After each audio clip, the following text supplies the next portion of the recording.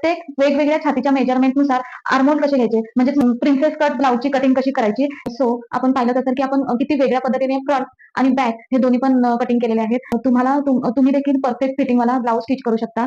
36 divide by 6 केल्यानंतर मग आपल्याला टक्स पॉईंट घ्यायचा. तर टक्स पॉईंट कसा घ्यायचा, टक्स पॉईंट जेवढी आपली छाती असेल त्याला डिवाइड बाय 4 करायचा आणि हा टक्स पॉईंट घेतलाय तिथून आपल्याला चेस्टचा 10वा भाग करायचा आहे.